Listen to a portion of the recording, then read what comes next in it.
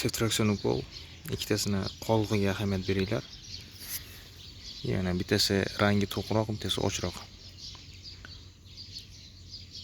Bunisi kechqurun qilingan to'qrog'i, ochrog'i ertalab qilingan. Tibbiyot xodimi 0,5 gram subtraction qilish kerak bo'lgan va ahamiyat berishlariga ko'ra professionalligiga. Ikkalasida bir xil qolgan. Ba'zida shunaqa holatlar bo'ladi, даже ampulada erimagan tuzlar ham qolib ketadi. Tibbiyot xodimini qilib ketgan ishidan keyingi qoldig'iga qarab turib ham baho berish mumkin. Qanchalik vijdonan ishlayapti va qanchalik sizni shifoxonangizga ushbu xodim kerak. Hamkasblarga aytib o'tardim, ya'ni xususiy shifoxonasi borlar, agarda tibbiyot xodimingizga baho bermoqchi bo'lsangiz, uni bemorlar bilan bo'lgan muomalasi, kiyinishi va undan tashqari shu inyeksiyalardan keyin qoldirgan tibbiy chiqindisiga ham ahamiyat berishingiz mumkin.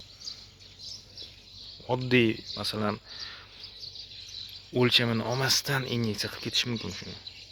Subtraction-a kim ko'rib o'tiribdi yoki nima bo'lardi, 1 gram oz, 1 gram kam desa, o'sha u xodim bilan siz ishlasangiz ertaga natija olmaysiz.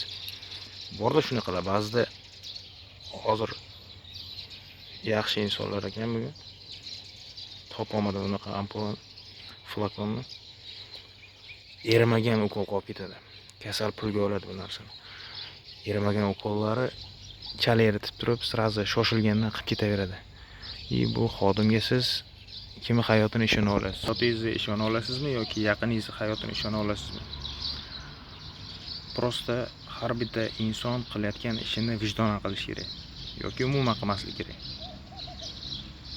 Shunchaki tibbiyotda shoshilish yoki vijdonsizlik bilan nimadir qilib bo'lmaydi va kimgadir shifo bera olmaysiz. Tak что hamma o'zining ishini vijdonan qilish kerak. 0,5 gram yozdimi, 0,5 gram o'lchab jo'natish kerak dorini. U 1 gram yoki 0,4 yoki 0,6 jo'natadigan narsa emas.